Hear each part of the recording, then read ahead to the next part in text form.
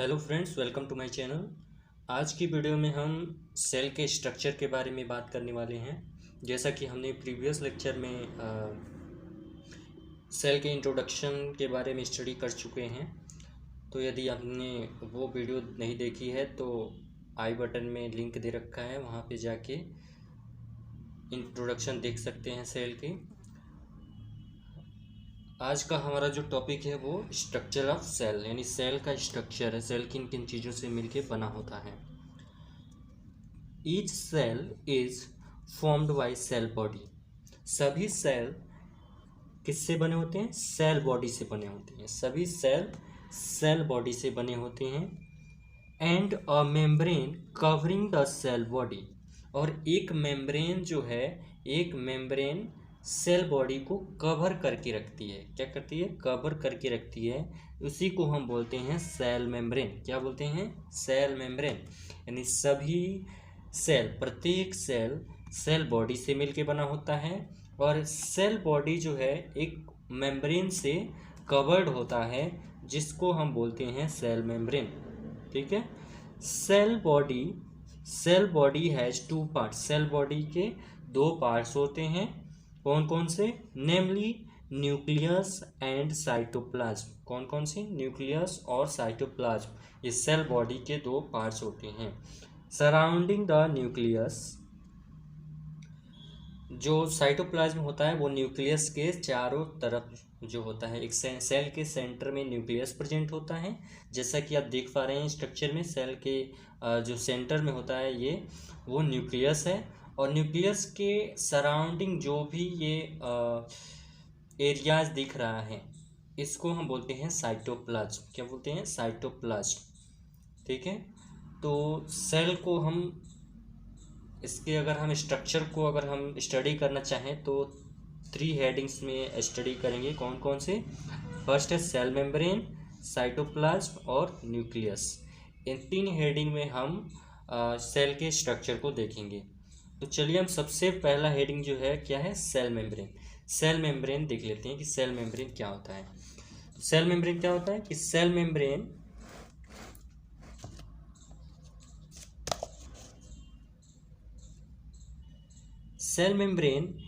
Is a protective sheet. क्या होता है? एक प्रोटेक्टिव शीट होती है सेल की। यानी सेल बॉडी के ऊपर, सेल बॉडी को एक कवर करके मेम्ब्रेन रखती है, उसको हम सेल मेम्ब्रेन बोलते हैं। और सेल मेम्ब्रेन क्या करती है? एक प्रोटेक्टिव शीट है जो सेल को प्रोटेक्ट करती है। सेल के जो अंदर का स्ट्रक्चर है उसको ये प्रोटेक्ट करके रखती है।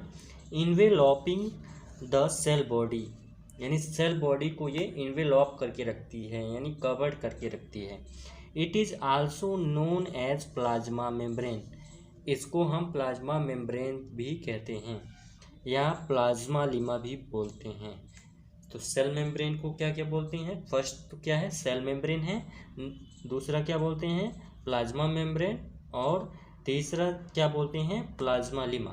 तो 3 नामों से हम जानते हैं: प्लाज्मा मेम्ब्रेन, प्लाज्मा लीमा और सेल मेम्ब्रेन।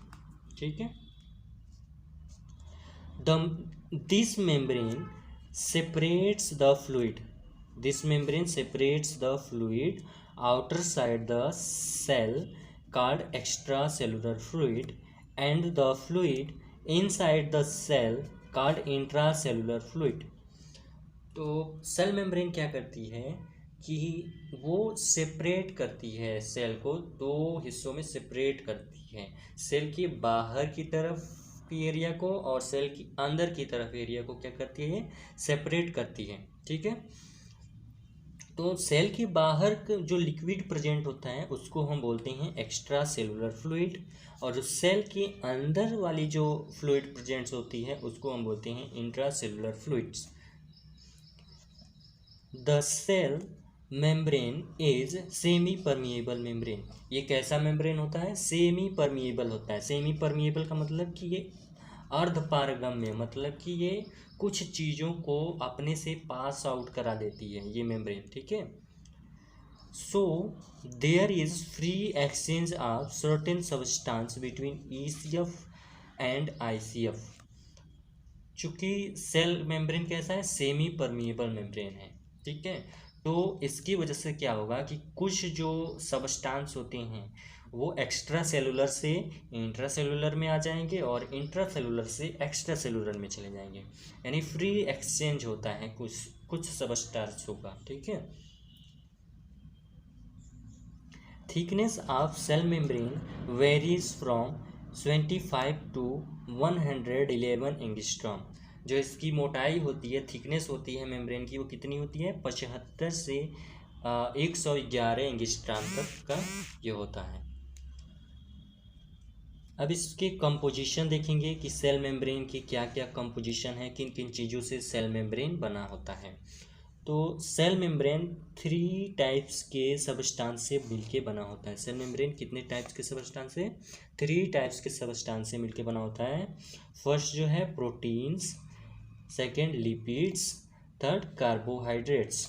अब देखिए जो प्रोटीन्स होता है हमारे सेल मेम्ब्रेन का वो 55% पार्ट्स होता है, और लिपिड्स कितना होता है? 40%, और 5% क्या होता है? कार्बोहाइड्रेट्स हमारे सेल मेम्ब्रेन में। ठीक है। तो ये 3 चीज़ मिलके हमारा क्या बनाता है? Cell membrane. अब स्ट्रक्चर अगर हम बात करें इसके, तो देखिए on the basis of structure cell membrane is called the unit membrane और थर्ड लेयर्ड मेम्ब्रेन। स्ट्रक्चर के बेसिस पे अगर हम देखें तो कितने लेयर हैं इसमें? 3 लेयर, यानी प्रोटीन, लिपिड और कार्बोहाइड्रेट, ये 3 लेयर हैं। तो इसको हम बोलते हैं 3 लेयर्ड मेम्ब्रेन। क्या बोलते हैं? 3 layered membrane. The electron microscopic study reveals 3 layers of cell membrane. जब हम इलेक्ट्रॉन माइक्रोस्कोपिक से स्टडी करेंगे, यानी सेल को हम देखेंगे, तो उसकी जो सेल मेम्ब्रेन का स्ट्रक्चर है वो 3 लेयर्स में बना होता है। ठीक है। नेमली 1 सेंट्रल इलेक्ट्रॉन लूसेंट लेयर, एक जो होता है सेंट्रल इलेक्ट्रॉन लूसेंट लेयर होता है, और 2 जो होता है इलेक्ट्रॉन डेंस लेयर होता है। एक क्या होता है? सेंट्रल इलेक्ट्रॉन लूसेंट लेयर होता है, और 2 इलेक्ट्रॉन डेंस लेयर होता है। ठीक है। The 2 electron dense layer are placed one on either side of central layer. The central layer is a lipid layer formed by lipid substance. देखिए अब जो 2 इलेक्ट्रॉन डेंस लेयर है वो सेंट्रल लेयर के किनारे किनारे पे होता है, यानी बीच में सेंट्रल इलेक्ट्रॉन ये लूसेंट लेयर होता है, और इसके दोनों साइड्स में क्या होता है? इलेक्ट्रॉन डेंस लेयर प्रेजेंस होता है। ठीक है। और जो सेंट्रल लेयर होता है वो किस चीज़ से बना होता है? लिपिड्स का बना होता है। ठीक है। The other 2 layers are protein layers formed by protein। और जो अदर्स जो 2 लेयर्स हैं जो सेंट्रल लेयर के आसपास हैं उसको वो किस चीज़ से बने होते हैं? प्रोटीन से बने होते हैं। ठीक ना। अब देखिए इसमें अब हम देखेंगे कि जब सेल मेम्ब्रेन का स्टडी किया गया इलेक्ट्रॉन माइक्रोस्कोप से, तो इसमें बहुत से साइंटिस्ट अपना अपना प्रपोजल दिए, बट इसमें जो अभी तक जो चल रहा है, जो मान्य होता है, वो फ्लूइड मोज़ेक मॉडल्स। तो हम directly fluid mosaic model study करेंगे। देखिए फ्लूइड मोज़ेक मॉडल जो होता है किसने प्रपोज किया? इन 1972 में S J. Singer and J L. Nicolson ने इसको प्रपोज किया। ठीक है। अब हम सबसे पहले देखेंगे कि lipids layer of cell membrane, जो लिपिड्स की लेयर्स है सेल मेम्ब्रेन में, वो कैसे बनी होती हैं। कि the central lipid layer is a bilayered structure. कैसा लेयर स्ट्रक्चर होता है? बाई लेयर्ड स्ट्रक्चर होता है। This is formed by thin film lipids. ये पतली फिल्म लिपिड से बनी होती है। The characteristics features of lipid layer is that it is fluid in nature. ये नेचर में कैसा होता है? फ्लूइड होता है, लिक्विड होता है, and not a solid structure, और ये सॉलिड स्ट्रक्चर में नहीं होता है। कैसा इसका स्ट्रक्चर होता है लिपिड लेयर का? तो लिक्विड लेयर होता है।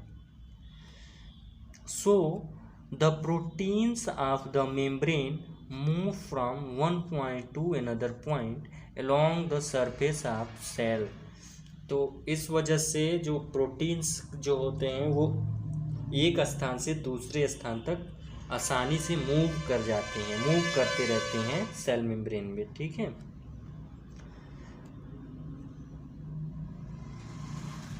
अब जो सेल मेम्ब्रेन कैसा होता है? बाई लेयर्ड लिपिड मेम्ब्रेन होता है। तो बाई लेयर्ड लिपिड होता है सेल मेम्ब्रेन में। तो बाई लेयर्ड कौन कौन से होते हैं? एक फास्फोलिपिड्स होता है और एक कोलेस्ट्रॉल्स होता है। तो ये दो लेयर से मिलके है क्या बनता है? Lipid layer. हमने लिपिड लेयर देख लिया सेल मेम्ब्रेन में कि लिपिड लेयर कैसा होता है? बाई लेयर्ड स्ट्रक्चर होता है जिसमें दो टाइप्स के लिपिड्स होते हैं। कौन कौन से? फास्फोलिपिड और कोलेस्ट्रॉल। ठीक है। इन दो लेयर से बना होता है लिपिड लेयर। अब हम बात करेंगे प्रोटीन लेयर की। प्रोटीन लेयर कैसा होता है हमारी सेल मेम्ब्रेन में? तो protein layer of cell membrane are electron dense layer. Protein कौन सा है? कौन सा लेयर है? इलेक्ट्रॉन डेंस लेयर है। These layer cover the two surfaces of the central lipid layer. ये सेंट्रल लिपिड लेयर जो होता है हमारा सेल मेम्ब्रेन में उसको कवर करके रखते हैं। Protein layer give protection to the central lipid layer.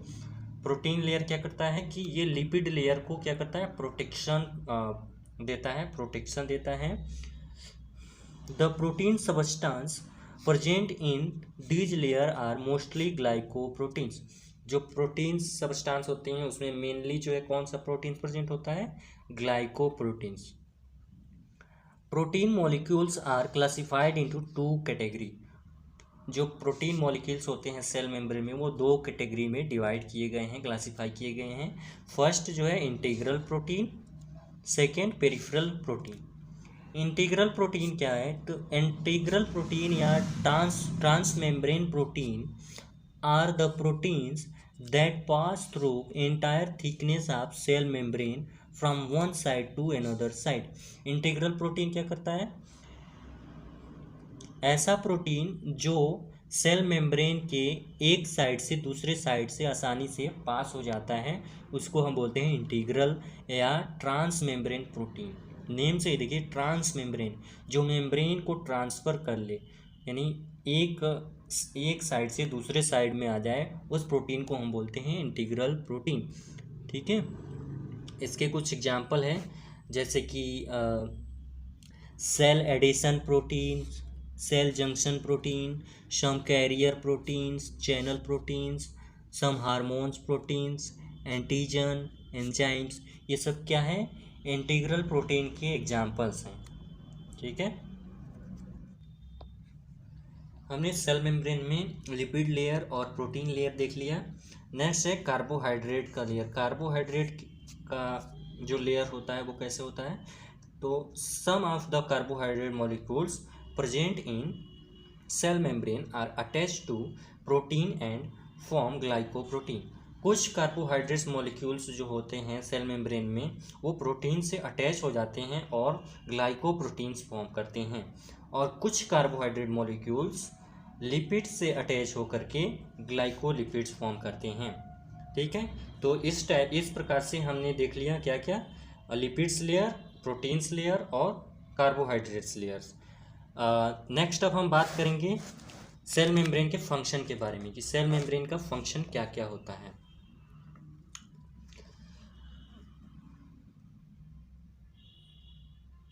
Function of cell membrane. First function है प्रोटेक्टिव फंक्शन। फर्स्ट क्या है? Protective function. Cell membrane protects the cytoplasm and the other organelles present in the cytoplasm.